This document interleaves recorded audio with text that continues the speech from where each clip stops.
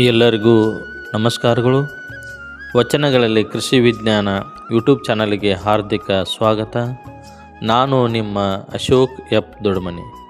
ಶಿವಶರಣ ಮಾದಾರ ದೋಳಯ್ಯನವರ ವಚನದಲ್ಲಿ ಪ್ರಕೃತಿಯಲ್ಲಿ ವೈಜ್ಞಾನಿಕವಾಗಿ ಜಲಚಕ್ರ ಅಥವಾ ಜಲ ವಿಜ್ಞಾನ ಚಕ್ರದ ಪರಿಕಲ್ಪನೆಯ ವಿಶ್ಲೇಷಣೆಯನ್ನು ಕಾಣಬಹುದು.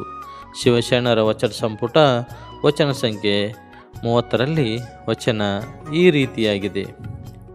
ಆಕಾಶದ ನೀರಿಂಗೆ ಮತ್ತೇತರಲ್ಲಿಯೂ ತಿಳಿದಿಹನೆಂಬ ಸೂತಕವುಂಟೆ, ಪೃಥ್ವಿಯ ಸಂಗವ ಕೂಡಿದ ಅಪ್ಪುಗ ವಿಂಗ ಅಲ್ಲದೆ ನಿಶ್ಚಯದ ಸೂಜಲಕ್ಕುಂಟೆ.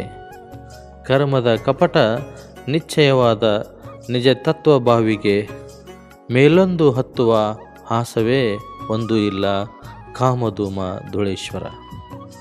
ಪ್ರಕೃತಿ ಧರ್ಮದಂತೆ ವೈಜ್ಞಾನಿಕವಾಗಿ ಇಳೆಗೂ ಭೂಮಿಗೂ ಅವಿನಾಭಾವ ಸಂಬಂಧವಿದೆ ಎಂಬ ನಗ್ನ ಸತ್ಯವನ್ನು ವೈಚಾರಿಕತೆಯ ನೆಲೆಯಲ್ಲಿ ಅನುಭಾವದ ಮಾದಾರ ದೋಳಯ್ಯ ಅವರು ಸಾದರಪಡಿಸಿದ್ದಾರೆ.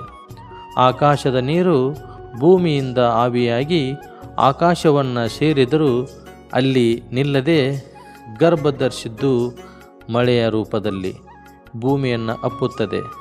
ಆದರೆ ಈ ಭೂಮಿಯನ್ನು ಅಪ್ಪುವ ಅರ್ಹತೆ ಇಲ್ಲಿಯೇ ಇರುವ ಶುದ್ಧ ಜಲಕ್ಕಿಲ್ಲ. ಈ ಹಿನ್ನೆಲೆಯಲ್ಲಿ ಮನುಷ್ಯನ ಜನ್ಮವು ಕೂಡ ಆಕಾಶಕ್ಕೆ ಹೋದ ನೀರಿನ ರೂಪದಲ್ಲಿ ಮತ್ತೆ ಭೂಮಿಗೆ ಬರುವ ರೀತಿಯಲ್ಲಿ ಕರ್ಮವನ್ನು ಕಳೆದುಕೊಳ್ಳಲು ಪ್ರಯತ್ನಿಸುತ್ತದೆ. ಸೂಜಲವಾಗುವ ನೀರಿನ ರೀತಿಯಲ್ಲಿ ಕರ್ಮ ಕಳೆದುಕೊಂಡು ಶುದ್ಧವಾಗುವ ನಿಜ ತತ್ವದ ಹಿನ್ನೆಲೆಯಲ್ಲಿ ಈ ವಚನ ನಿರೂಪಿತಗೊಂಡಿದೆ.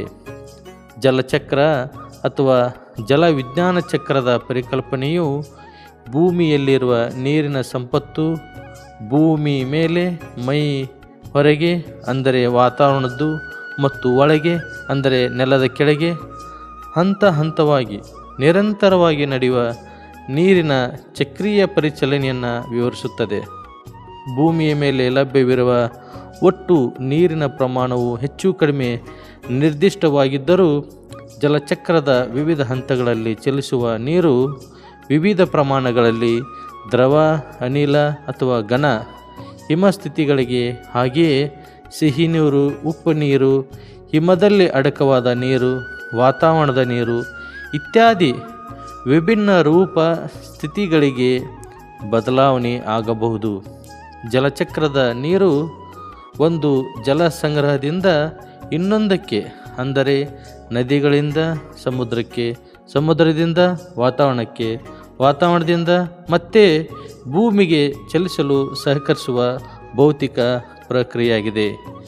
ಮಾದಾರ ದೋಳಯ್ಯನವರ ಈ ಒಂದು ವಚನ ಸಾಲುಗಳು ಆತ್ಮ ಮತ್ತು ಪರಮಾತ್ಮನ ಅನ್ಯೋನ್ಯತೆಯನ್ನು ಸಾರುತ್ತದೆ.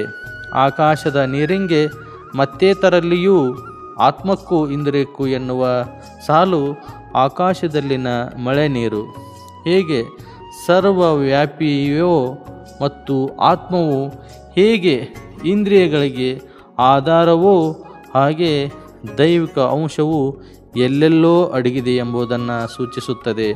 ಮಳೆ ನೀರಿಗೆ ಯಾವ ಬಣ್ಣವೂ ಇಲ್ಲ, ಅದಕ್ಕೆ ಯಾವುದರ ಸಾದೃಶ್ಯ ಅಥವಾ ಹೋಲಿಕೆಯೂ ಇಲ್ಲ ಎಂದು ಹೇಳುವ ಅವರು ಸೂಜಲವಾಗುವ ನೀರಿನ ರೀತಿಯಲ್ಲಿ ಕರ್ಮವನ್ನು ಕಳೆದುಕೊಂಡು ಶುದ್ಧವಾಗುವ ನಿಜ ತತ್ವದ ಹಿನ್ನೆಲೆಯಲ್ಲಿ ಈ ವಚನ ನಿರೂಪಿತಗೊಂಡಿದೆ ಎಂದು ಹೇಳಬಹುದು. ಈ ವಿಡಿಯೋ ನಿಮಗೆ ಇಷ್ಟವಾಗಿದ್ದರೆ ಲೈಕ್ ಮಾಡಿ, ಕಮೆಂಟ್ಸ್ ಹಾಕಿ ಹಾಗೂ ರೈತರಿಗೆ ಶೇರ್ ಮಾಡಿ. ನಮ್ಮ ಚಾನಲ್ ವಚನಗಳಲ್ಲಿ ಕೃಷಿ ವಿಜ್ಞಾನ ಸಬ್ಸ್ಕ್ರೈಬ್ ಮಾಡಿಕೊಳ್ಳಿ. ಸದಾ ನಮ್ಮ ವಿಡಿಯೋಗಳನ್ನು ನೋಡುವ ಮೂಲಕ ವಚನ ಸಾಹಿತ್ಯವನ್ನು ಅರಿತುಕೊಳ್ಳೋಣೆಂದು ಹೇಳುತ್ತಾ ಮುಂದೆ ಮತ್ತೊಂದು ಕೃಷಿ ವಚನದೊಂದಿಗೆ ಮತ್ತೆ ಬರುತ್ತೇನೆ. ಎಲ್ಲರಿಗೂ ಧನ್ಯವಾದಗಳು.